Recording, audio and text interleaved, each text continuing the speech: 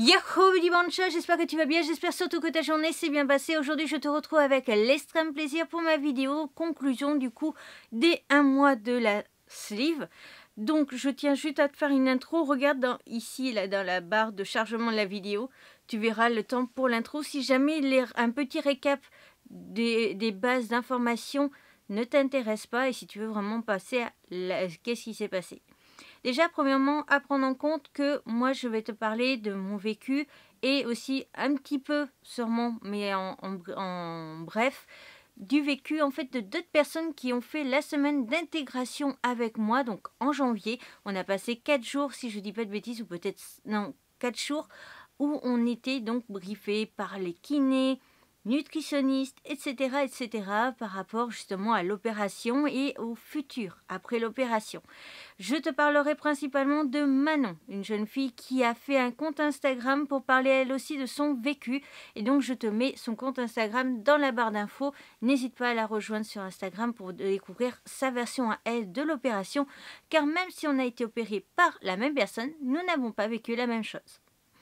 Je ferai sûrement plus tard une vidéo avec Manon. N'hésitez pas justement à lui dire si vous avez envie qu'elle fasse une vidéo avec moi pour qu'on fasse une vidéo duo où on parle justement de nos ressentis peut-être sur les 3 mois justement de la sleeve. Parce qu'on a des étapes, premier mois, 3 mois et 6 mois, où on doit revoir le chirurgien pour vérifier notre évolution par rapport à notre opération. Donc n'hésitez pas à me dire tout ça. À savoir aussi que plus vers octobre ou novembre, je ferai aussi une vidéo en duo avec une autre personne, une fille du nom de Zoé, qui tout simplement, elle, n'aura pas eu le même chirurgien que moi. Manon a le même chirurgien, Zoé n'a pas le même chirurgien. Donc ça peut aussi te permettre du coup d'avoir un autre avis, une autre vision des choses. Car il faut savoir qu'entre mon chirurgien et le chirurgien de Zoé, les protocoles et les règles ne sont absolument pas les mêmes. Donc ça peut aussi te permettre d'avoir une double vision de la situation. À retenir aussi que j'ai été opérée donc le 26 mai, le jour où on est le 30 juin. J'ai attendu tout simplement parce que hier pour moi, donc le 29, j'ai fait les 1 mois avec le chirurgien car au bout d'1 mois, il faut avoir revu la nutritionniste et le chirurgien. Donc j'ai fini mon premier mois vu que j'ai vu les deux et donc je peux plus facilement te parler de pas mal de choses. Et pour terminer, n'oublie surtout pas que moi je suis considérée comme un poids plume par rapport aux autres, par exemple, de mon groupe ou aux autres personnes. Tout simplement, ça sous-entend que moi j'ai eu tout juste un pied en fait dans l'IMC 40. J'ai mis mes 2 pieds dans l'IMC 40, j'étais à 40,1 ou un truc comme ça. Enfin, toujours est-il, par rapport aux autres de mon groupe qui eux étaient vraiment avec un IMC un peu plus fort, comme par exemple Manon où elle faisait dans les 136 kg au début, alors que moi je ne faisais que 96,400, donc il y a une différence de poids, et ce qui fait que par exemple pour les autres personnes qui ne sont pas des poids plumes, on voit un objectif pour le premier mois de 15 kg, alors que pour moi qui suis une personne du coup en poids plume, on visait un minimum, un chiffre de 10 kg pour le premier mois. Donc il faut bien prendre ça en compte parce que je ne suis pas du tout comme la norme, comme du coup, la norme qui est donc perdre 15 kg, moi je suis un poids plume. Il faut vraiment se mettre dans la tête parce que ça peut changer beaucoup de choses. Donc c'est tout, je crois, en ce qui concerne l'intro et donc les informations qu'il faut retenir. Et on attaque ça tout de suite. À savoir par contre dans la vidéo que je risque de te mettre quelques photos. Des photos par exemple de trucs plantés dans le bras pour la perfusion, de mes points, de mes agrafes, etc.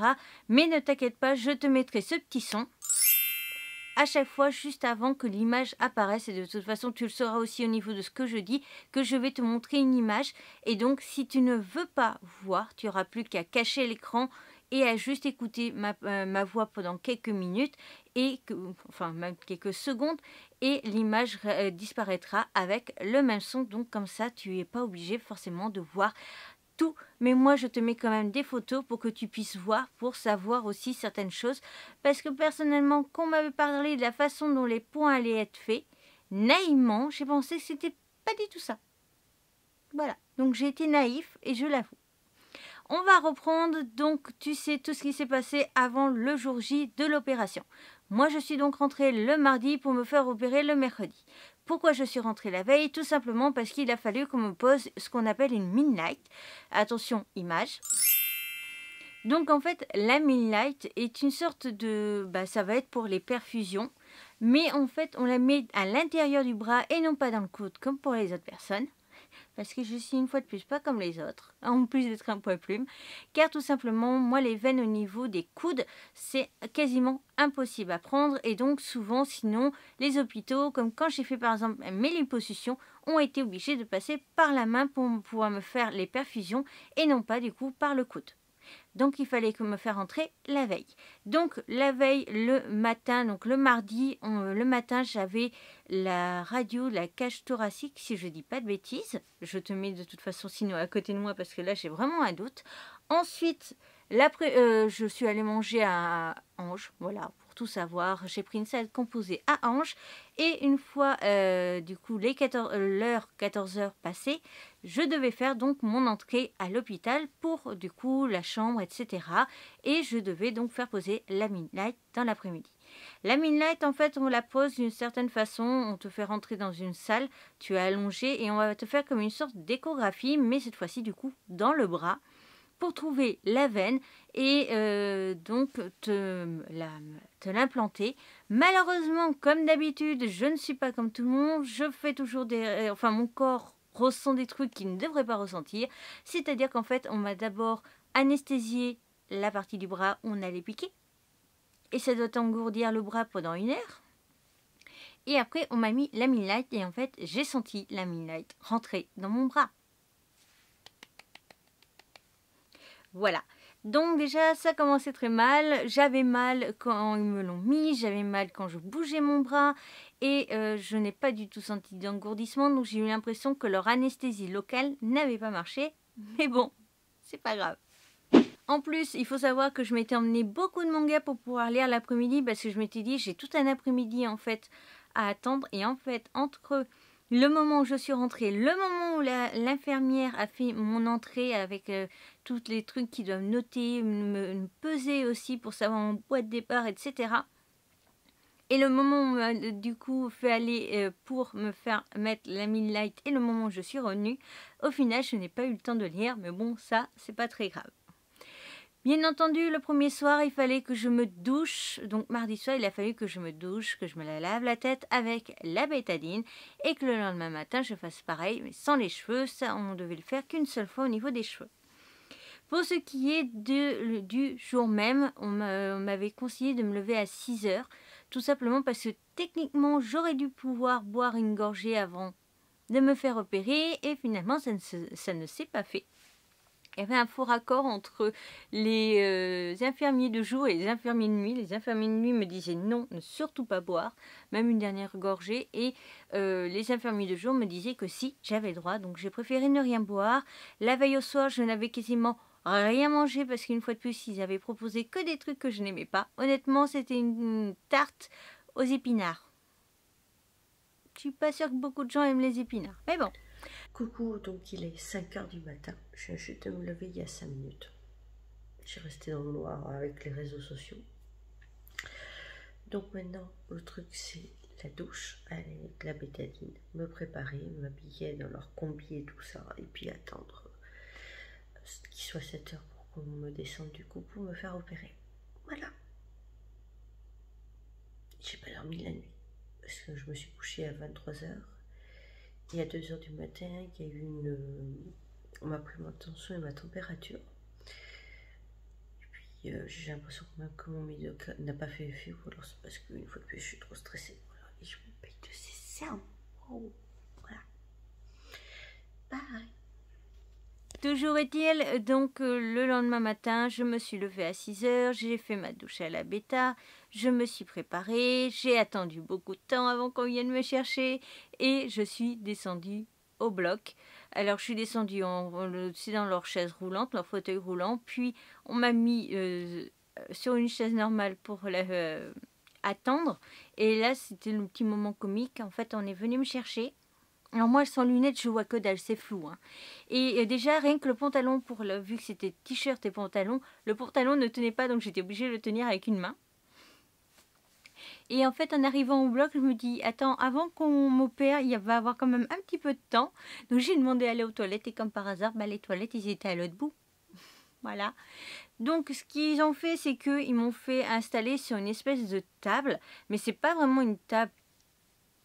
Je vais t'expliquer. En fait, c'est un peu comme les trucs à l'ancienne en bois, les tables en bois pour faire de la torture sur les gens où, tu sais, la table, elle a la forme des deux jambes, elle a la forme des deux bras, elle a la forme du corps central. Pardon, j'ai encore le poil de picadin. Ah, j'arrive pas à l'enlever. Toujours est-il, donc c'est assez flippant quand même parce que tu te dis, bon, on va s'occuper de moi comment? Donc on m'a juste ouvert parce que c'était donc un t-shirt, l'espèce de combinaison pour bloc. On m'a découpé l'arrière pour pouvoir justement que ça soit plus facile pour eux. Et on a commencé donc à m'attacher les bras, à me brancher au niveau de la Minlight. J'ai vu en attendant les deux infirmières, enfin infirmières, je ne sais pas trop ce que c'est, mais les assistantes, tu sais, dans les blocs pour l'opération, tout préparé, même si je voyais flou, je voyais quand même qu'il y avait plein de choses. Et ce qui m'éclatait, c'était qu'on voyait, j'ai vu celle qui était la chef des deux, qui déplaçait les objets pour que ça soit au millimètre près sur la table, pour tous les outils pour le chirurgien soient au millimètre près. Et ça m'a fait vraiment halluciner parce que c'est vraiment au millimètre. Elle le redécalait des fois pour pas grand chose. Et voilà. Puis en fait, moi donc c'était être au bloc à 8 heures et il faut savoir que mon chirurgien, c'est la patronne qui l'a dit, arrive toujours entre 8h30 et 8h35. Sinon, c'est qu'il est en retard. Et j'ai vu tout simplement mon chirurgien, il est venu me dire bonjour, il est rentré dans la pièce, il m'a dit bonjour, il m'a demandé comment j'allais, si je le sentais bien et tout. Et puis il m'a dit de toute façon par rapport à quand ils ont vérifié à l'intérieur avec la caméra l'estomac, il n'y avait pas eu de soucis, on sait que le foie n'était pas trop gras. Donc il m'a dit ne t'inquiète pas, ça va très très bien se passer, je le sens bien. De toute façon, toi, tu es un cas sous-entendu, tu sais, un peu du pain béni quand même, parce que très clairement, poids plume, pas de gras, la caméra, le truc, ça s'était très bien passé, donc c'était facile pour lui. Et juste avant qu'on m'endorme, j'ai demandé juste au chirurgien qu'on fasse un check pour qu'il me dise, en gros, je suis prêt, j'ai confiance, etc. Et il a accepté avec gentillesse, donc de me faire mon check avant qu'on m'endorme, et on m'a endormi. Je savais du coup que l'anesthésiste c'était toujours au niveau de ma tête à l'arrière et voilà. Par contre, ce truc c'est au réveil. Donc le réveil ça s'est bien passé, mais moi je me réveille dans la salle en tout cas de réveil ça se passe plutôt bien. Tout ce qui m'a fait un petit peu bizarre, c'était tout simplement que je me suis réveillée sans pantalon.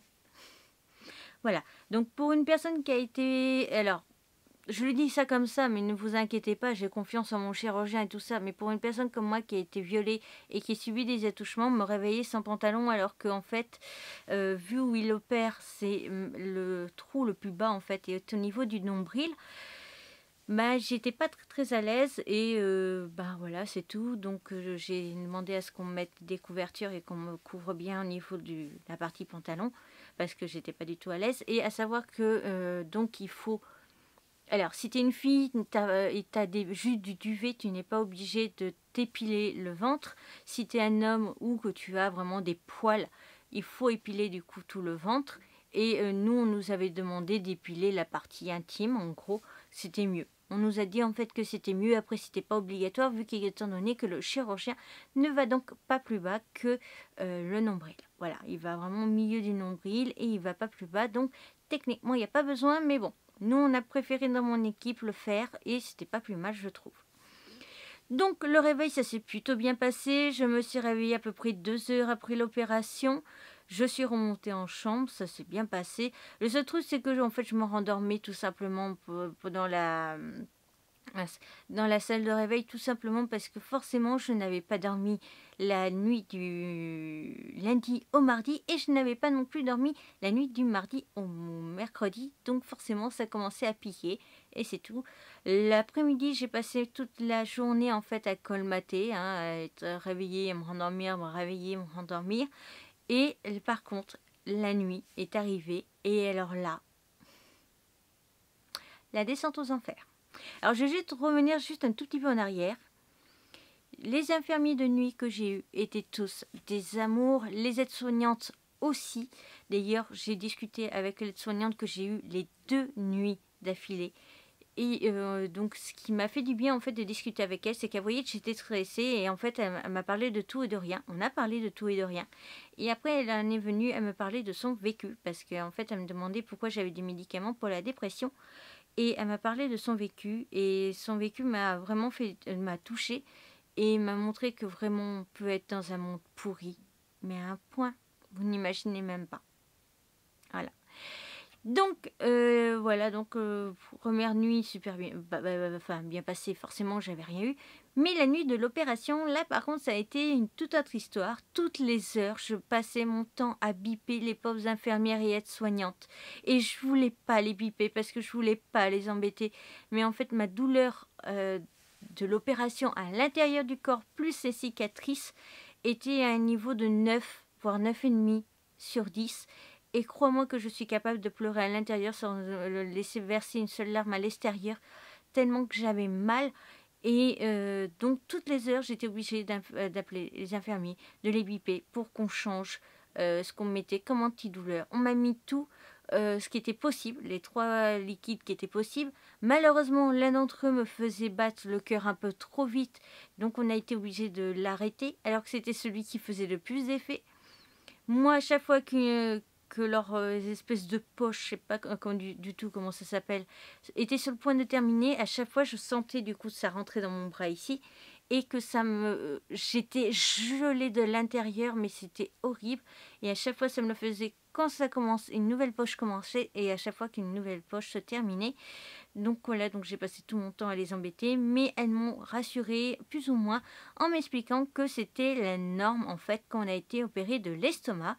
Donc finalement, je me suis un petit peu reposée sur ça en me disant d'accord, c'est vrai que tu souffres, oui, tu essayes de tenir le plus longtemps possible avant de les biper. Et oui aussi c'est normal, une personne qui se fait opérer va douiller forcément sa première nuit. Donc j'ai essayé vraiment de me déculpabiliser de cette situation et du fait que j'embêtais un petit peu tout le monde quand même parce que je bipais toutes les heures, très clairement. Alors pendant la nuit, déjà j'ai eu...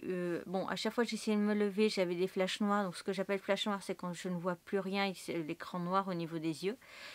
Et j'ai cru que j'allais vomir, mais il n'y a rien eu. Donc j'ai eu 2 fois l'impression que j'allais vomir. Donc j'avais juste un petit peu de salive et avec un petit truc un peu marronné dedans que je crachais, mais je n'ai rien sorti. Pour continuer, donc la nuit, ça a été ça. À chaque fois que je me levais, donc j'avais des flashs, je me sentais pas bien. Si je me relevais un peu trop le lit, c'était pareil, j'avais des flashs et donc je me sentais pas bien. J'arrivais à dormir en fait à chaque fois 1/2 heure, 3/4 d'heure grand maximum. Et encore, qu'est-ce qu'on appelle dormir quand tu viens de te faire opérer? Je ne suis pas sûre que ce soit vraiment le bon mot, surtout quand tu as mal. Et donc le lendemain matin, j'ai eu mal à peu près jusqu'à 8h, 8h30. Et déjà, on a voulu faire une prise de sang. La personne qui gère les prises de sang dans l'hôpital n'a pas réussi à pouvoir prendre avec mes veines de merde. Donc, on a été obligé de passer par la Midlight. Ça n'a pas été cool non plus de le faire. Et donc, voilà, donc, j'ai appris des choses par rapport à ça. La Midlight, je ne savais pas du tout ce que c'était. Et donc, j'ai appris pas mal de choses. Et après, à partir de 9h, j'ai commencé à aller très très bien. Au point où j'étais en fait en train de changer mes draps de lit. Au moment où le chirurgien est passé me dire bonjour et me parler donc de l'opération. Et donc pour l'opération, il m'a tout simplement dit que ça s'était super bien passé, que voilà, c'était ultra facile pour lui, que ça a été fait pas vraiment dans un temps record, tu sais, mode compétition, mode chrono, machin, mais ça a été fait dans un temps record, tout simplement parce que, voilà, pour lui plutôt, c'était ultra facile de s'occuper de moi, parce que donc, je n'avais pas le foie gras, je n'avais pas de problème au niveau de l'estomac, etc. Donc, pour lui, ça a été extrêmement facile, du coup, de m'opérer. Pour ce qui est de après, le seul truc, c'est qu'on nous demandait, avant de partir, donc d'être à nouveau pesé, d'avoir pris un petit-déj et le repas du midi. Et on nous faisait passer donc une nutritionniste pour vérifier si on avait des questions éventuelles avant de partir. On devait voir le kiné et aller voir la secrétaire pour valider la sortie et il fallait en fait avoir les résultats de la prise de sang pour pouvoir sortir. Et tu le vois mon grand sourire, tu te dis qu'il y a une couille dans le potage. Je devais sortir à 13h, je suis sortie à 15h30 je crois. Parce qu'on attendait ces putains de résultats de la prise de sang qui ne venaient pas. Et puis c'est surtout que le jeudi, mon chirurgien fait donc les opérations enfin la caméra dans l'estomac. Donc il était forcément un petit peu occupé pour récupérer les résultats de la prise de sang et donc m'envoyer le feu vert. Donc maintenant on va parler de la sortie, des conseils que je te donne par rapport à la valise et à ce qu'il faudrait emmener ou pas. Je vais aussi te donner quelques informations comme par exemple, alors attention on va voir les images. Tout simplement, nous, notre chirurgien nous avait dit pendant le cours qu'on saurait refermer nos cicatrices, enfin qu'il ferait la fermeture des trous qu'il a fait en gros par des agrafes. Et moi j'entendais agrafes, je pensais que c'était une façon de faire. Non, c'est vraiment des agrafes en fait qu'on te fout à l'intérieur, enfin qu'on te fout sur la peau. Je pensais vraiment que c'était une méthode et que c'était pas vraiment des agrafes et des morceaux de fer, on va dire, dans le corps. Mais si, je l'ai vu tout simplement en fait en prenant ma douche le lendemain matin, donc le jeudi matin, et en me douchant, j'ai eu un pansement qui s'est décollé et là j'ai vu que c'était vraiment des agrafes. Paye ma naïveté. Donc en ce qui concerne les conseils, etc., je vais juste me baser de ce que j'ai envoyé donc du coup à la fameuse personne Zoé. Parce que je lui avais donc dit des conseils, je leur avais en fait à Zoé et à mon groupe donné les mêmes conseils pour leur journée d'opération. Donc je vais te donner exactement les mêmes conseils et après on va parler donc du retour à la maison, etc. Donc ensuite, pour ce qui est des infos, astuces que j'ai envoyées donc à ceux de mon groupe et à Zoé. 1. Prévoir 2 pyjamas car on transpire beaucoup même si on garde le haut de l'opération, donc le haut bleu, pour la nuit, donc la seule nuit en fait, prenez quand même 2 pantalons car franchement moi j'étais trempée, mais alors trempée au niveau transpiration, c'était horrible et bien entendu moi je savais pas donc j'avais emmené qu'un pantalon. Youpi. 2. Prévoir un pantalon pour la sortie. Donc du coup qui soit assez large et qui ne serre pas trop. Alors moi j'ai tendance à prendre des pantalons taille haute, ce qui fait qu'ils arrivent au niveau justement de ma fameuse cicatrice qui était au niveau du nombril. Donc ce qui fait que j'avais un frottement avec le pantalon et la blessure, même s'il y avait un pansement, je sentais quand même dessus et j'avais forcément la ceinture du pantalon qui était dessus et donc ça me faisait un petit peu mal. Donc prévoir un pantalon qui ne va pas trop te toucher là, ou alors si tu peux prendre un pantalon taille basse, parce que moi je n'aime pas les tailles basses, bah, prendre un pantalon taille basse, mais en tout cas il ne faut pas que ton nombril soit prisonnier du coup au niveau de la ceinture du pantalon ou dans le pantalon quoi. Prévoir des vêtements larges et des bas en fait faciles à mettre, un pantalon facile à mettre où tu vas pas forcément beaucoup te pencher en avant parce que te pencher en avant n'est pas très très bon. Prendre des vêtements larges comme par exemple des t-shirts ou quoi pour justement être ample, être confortable, etc. Et aussi, j'ai mis quoi d'autre, pour celles qui prendraient des soutifs, pour les soutifs, quelque chose de pas trop collant car un épancement est près de la poitrine. Donc voilà, donc les filles, elles, je crois qu'elles n'ont même pas mis de soutif ce jour-là pour leur sortie. Enfin bon, moi je sais plus du tout ce qu'elles ont dit ou pas. Mais voilà, moi personnellement, je pense que je vous conseillerais de ne pas mettre de soutif ou d'avoir quelque chose qui va pas trop serrer parce qu'il y a clairement un pansement qui est près de cette zone. Donc voilà. Et ensuite, côté haut, prévoir donc aussi des trucs amples et faciles à mettre parce qu'en plus on a encore la perf au moment où on doit s'habiller. Donc aussi tout simplement au niveau des chaussures, de prendre des chaussures faciles à enfiler, c'est-à-dire pas comme moi mes tennis où il faut chercher à ouvrir la godasse pour pouvoir mettre son pied, appuyer, forcer pour mettre le pied dans la godasse. Plutôt privilégier des chaussures comme des claquettes, comme des tongs, comme des crocs, des mules, j'en sais rien, mais des chaussures en fait ultra faciles à enfiler, voir que tu n'es pas forcément besoin de te pencher en avant pour faire des lacets, etc. Car te pencher en avant n'est pas recommandé au tout début. Voilà. Pour ce qui est des astuces, je crois que c'est tout. Et voilà. Donc ensuite, moi forcément j'avais un pantalon qui me serrait un petit peu, donc j'ai été obligée de le mettre sous mon ventre le temps du trajet. Le trajet, ça s'est passé à peu près correctement. D'ailleurs, franchement, je pouvais marcher et tout ça. Après l'opération, il n'y avait pas de souci, sauf à partir du jeudi soir. Là, dès que j'étais à la maison, après, j'ai eu un petit peu du mal. Alors, après, je vais te parler niveau douleur, au niveau de tout, pour que tu puisses avoir une idée. Et je vais encore noter du coup sur 10. En mode normal, donc standard comme là maintenant tout de suite, par exemple, j'étais à 2 sur 10. Dès que je mangeais, j'étais à 3 ou 4 sur 10 au niveau douleur, surtout du 3. Et quand je buvais, par contre, je montais à 6 voire 7 sur 10 au niveau douleur. Et c'était genre pendant 10 minutes, j'avais la douleur. Petit conseil donc pour ceux qui se font opérer, moi je vous conseille de prendre les bouteilles en bout sportif. Parce que ça te limite au niveau de tes gorgées. Et moi, je ne peux pas faire 3 gorgées. 3, ça me fait mal. Donc moi, 3 gorgées, ça me fait mal. Donc forcément, je commence à faire... Enfin, je fais de plus en plus attention à ça, à ne pas me tromper, à ne pas en avaler 3 d'affilée. Voilà, donc en ce qui concerne la douleur, ça a été quand même jusqu'au samedi inclus où... j'ai rien pu faire, j'ai pas pu marcher, j'ai rien pu faire, j'ai passé ma journée dans le canapé, donc vendredi, samedi. Dimanche, j'ai commencé à aller un peu mieux, mais je ne pétais pas non plus la forme. Et voilà. Donc nous, notre chirurgien, au niveau du protocole du retour à la maison, moi, mes infirmiers pour la maison, ont dit du coup que c'était le truc le plus strict qu'ils aient jamais vu, très bien surveillé et tout ça.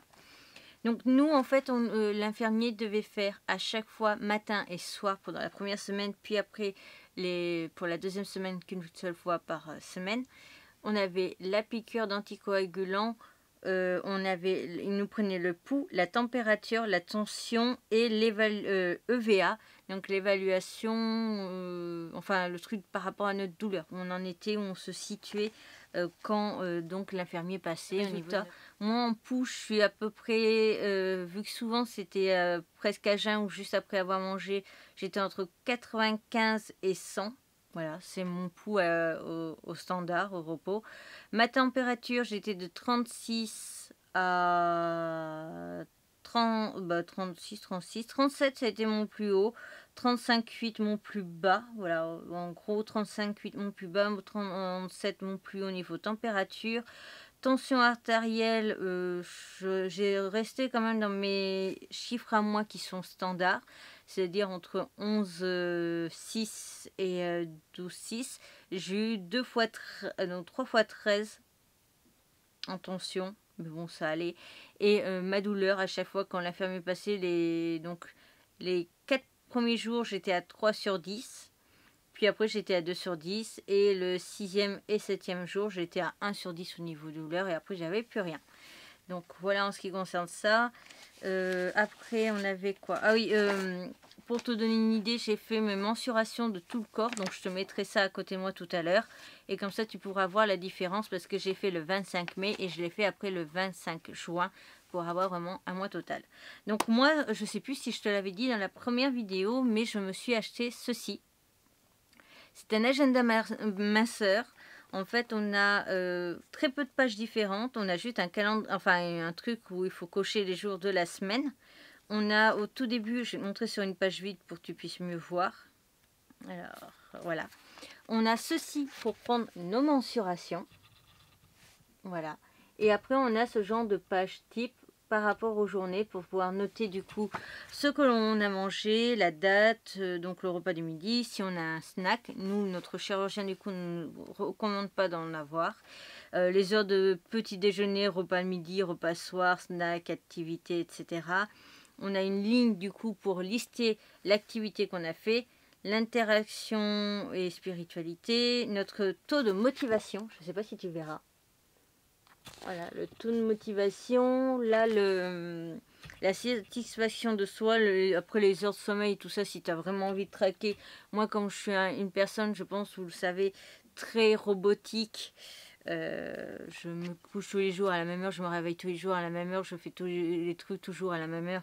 Donc ça, il n'y avait pas besoin. Après, il y avait un petit cœur si on voulait noter quelque chose dedans ou quoi. Et on a une petite zone note pour pouvoir se faire des notes dessus. Donc, juste pour te donner une idée par rapport à mon activité physique. Alors moi, j'ai fait un peu trop. Le chirurgien me dit, toi, tu vas à fond. Hein. Toi, j'ai un petit peu, oui, j'avoue. Voilà. Donc, pour te donner une idée, donc j'étais à 96,400 donc le 25 mai, donc avant l'opération, et j'étais en IMC de 40,6. Voilà. Donc, la motivation et tout ça, j'ai toujours été au maximum.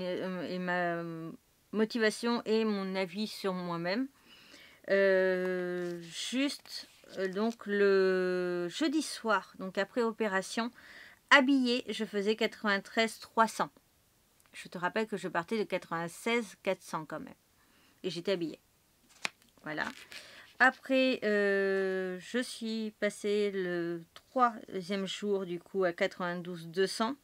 Après ça, si tu veux vraiment le détail pour avoir plus une vision d'ensemble de ma perte de poids, etc., je te le mettrai. Je vais juste te mettre l'activité physique pour que tu puisses avoir une idée de ce que j'ai pu faire ou pas. Mais sache que quand je faisais l'activité vraiment physique, en beaucoup de pas, le problème c'est que quand je m'arrête, même là quand je fais du tapis de marche maintenant, alors que j'en suis à 1 mois, dès que je m'arrête, je me tape un flash noir.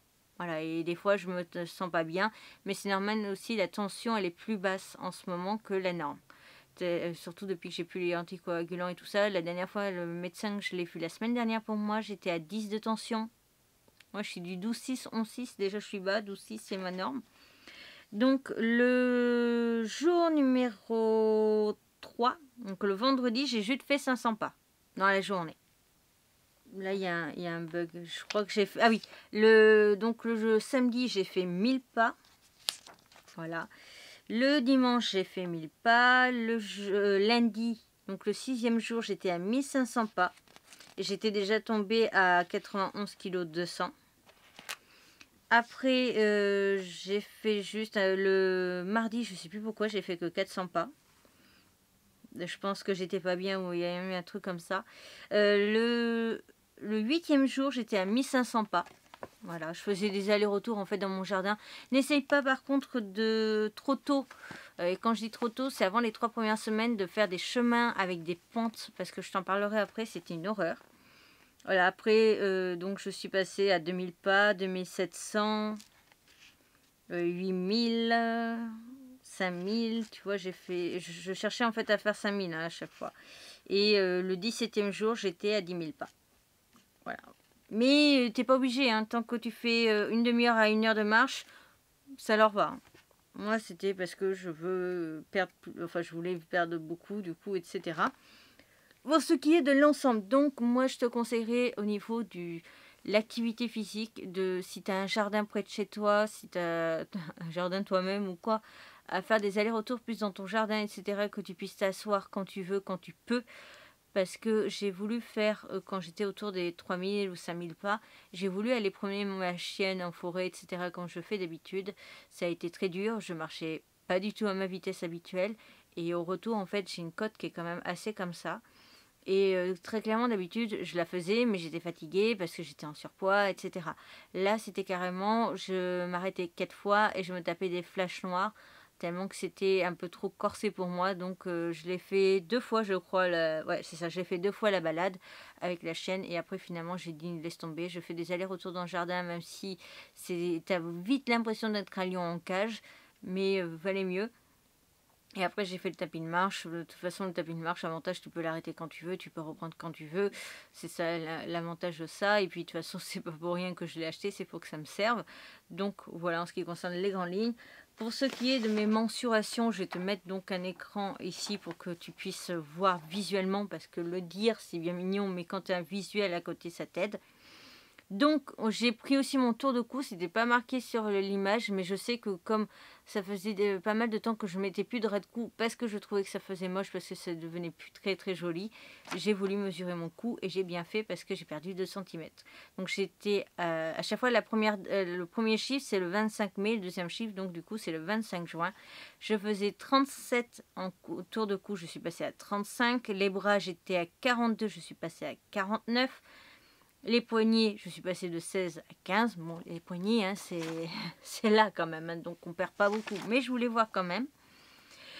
Après le ventre, je suis passée de 115 à 105. Les fesses de 124 à 115. Je suis passée des cuisses de 69 à 62. Les mollets de 46 à 43. Et les chevilles de 25 à 24.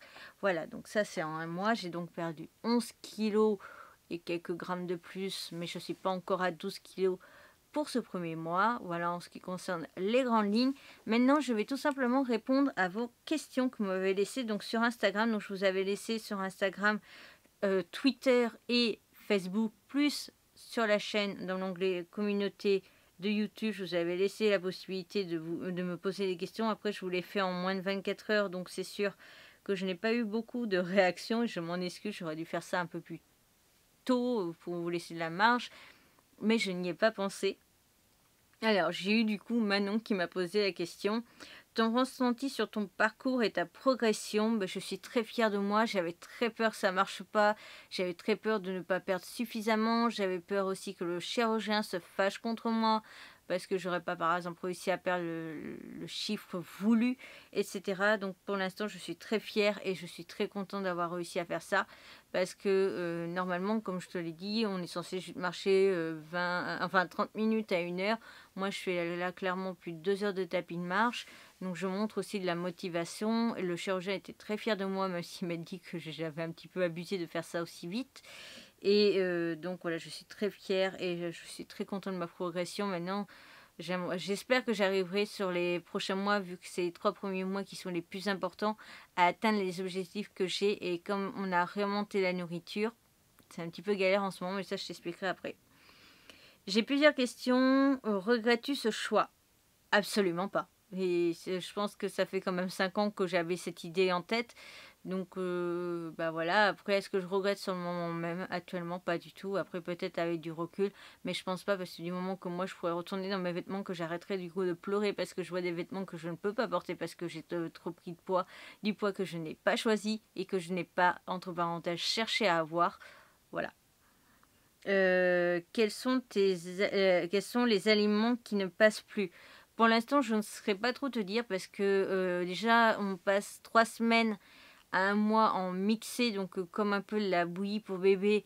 Donc en fait, tu tournes très vite en rond parce que déjà, le seul sucre lent que tu peux mettre, c'est forcément de la pomme de terre.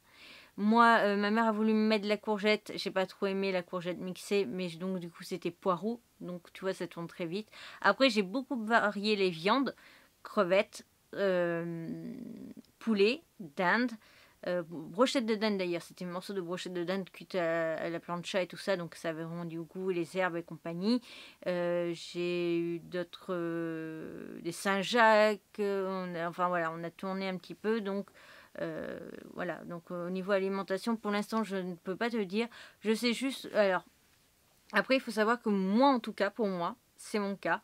À chaque fois que je mange, et même après, j'ai tout le temps une espèce d'impression d'une pellicule de dents sales. J'ai tout le temps l'impression du coup que mes dents sont ultra sales, genre, je dis ça comme ça, mais genre le gars qui s'est pas lavé les dents pendant 1 semaine ou un truc comme ça. J'ai souvent l'impression que mes dents sont sales et donc forcément ça me donne aussi un arrière-goût.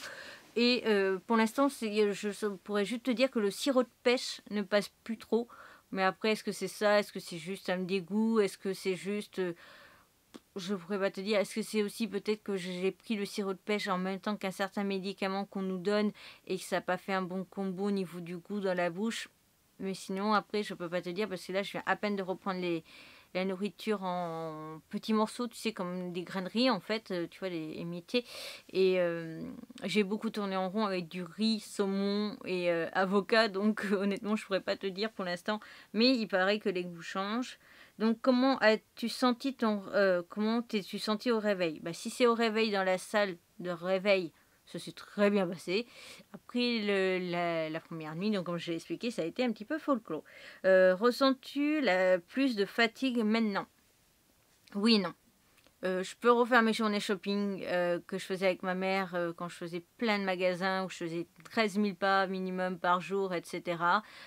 Comme aussi mes journées shopping manga, comme j'ai pu faire, etc. Je peux les faire. Il n'y a pas de souci là-dessus. Je marche un petit peu moins vite quand même qu'avant, mais c'est en train de remonter parce que le tapis de marche, je peux monter la vitesse. Donc de base, j'étais en 2.0. Mon maximum vitesse en tapis de marche, par exemple, c'est du 3.3.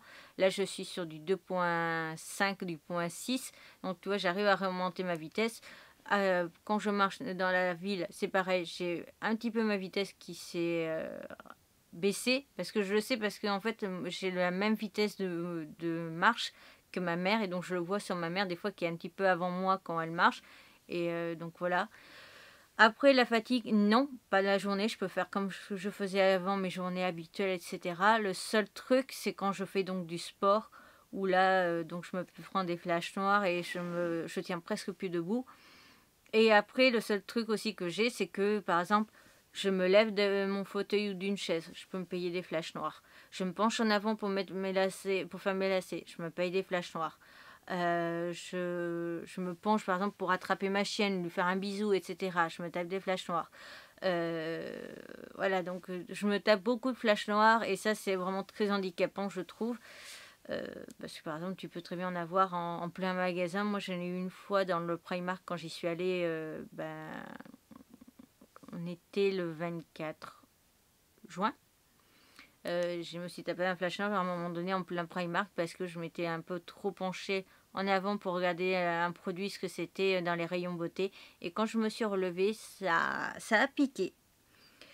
Et voilà, donc enfin, félicitations pour ce début de parcours. Si je suis fière, je suis sûre que tu es fière de toi.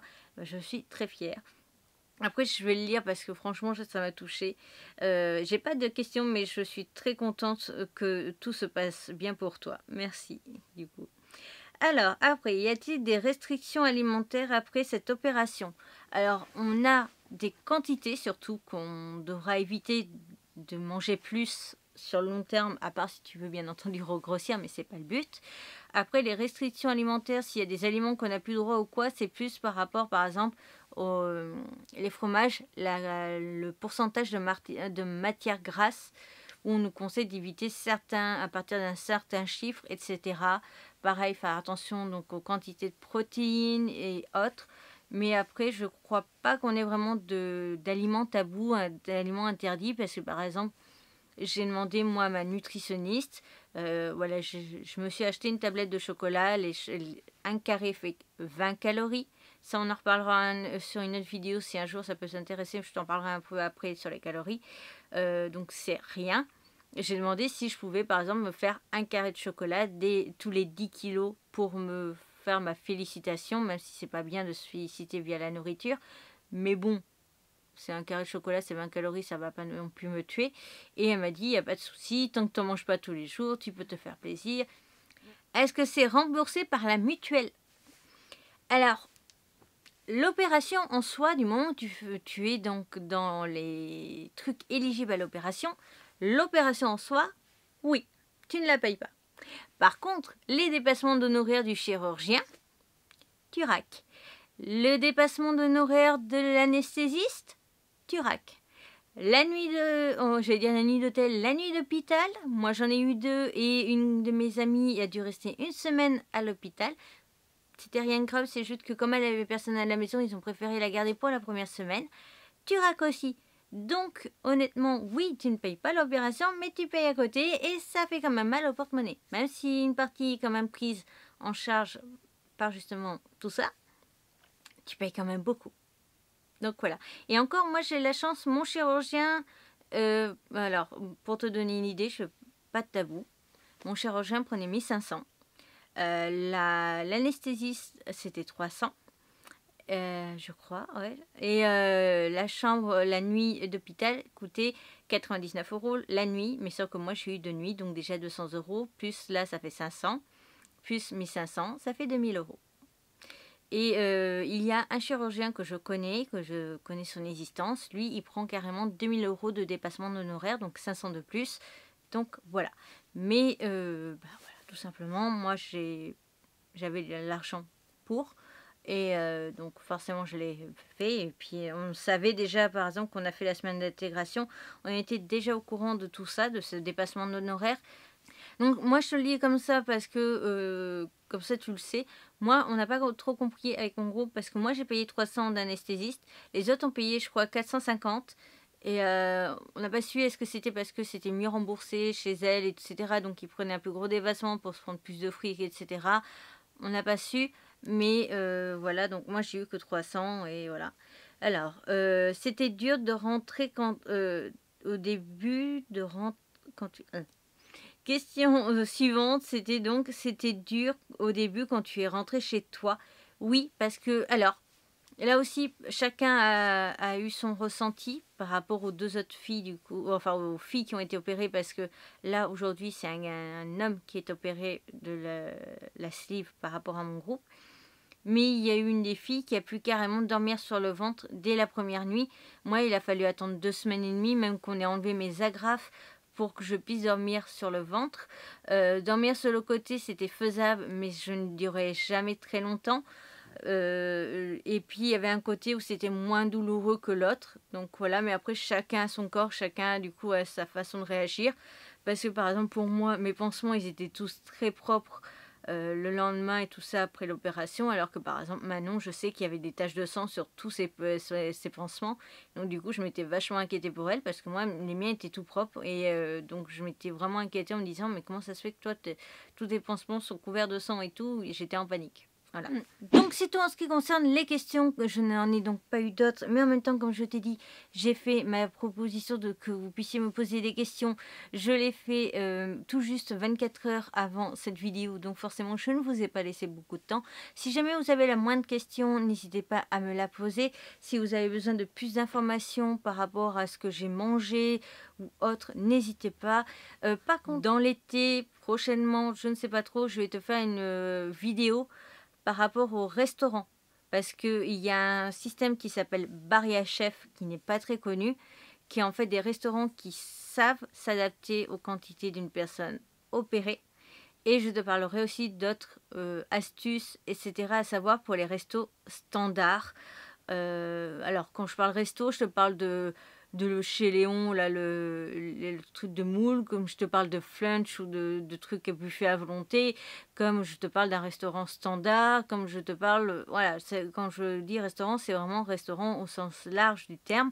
Et je te donnerai aussi quelques astuces, etc. par rapport au parc d'attractions comme Disney, comme même les trucs comme le Zoo de Beauval, Astérix, Futuroscope et autres. Donc ça arrive prochainement dans l'été. Et sinon, je te retrouve donc pour le bilan des 3 mois du coup avec le chirurgien. Par contre, que je te donne juste la date du rendez-vous parce qu'en fait, ça ne sera pas 3 mois pile. Ça sera le 7 octobre. Donc, je te ferai une vidéo sûrement fin octobre pour te parler donc de mes 3 premiers mois. Mais en tout cas, sache que pour l'instant, le chirurgien en est très fier de mes résultats, la nutritionniste aussi.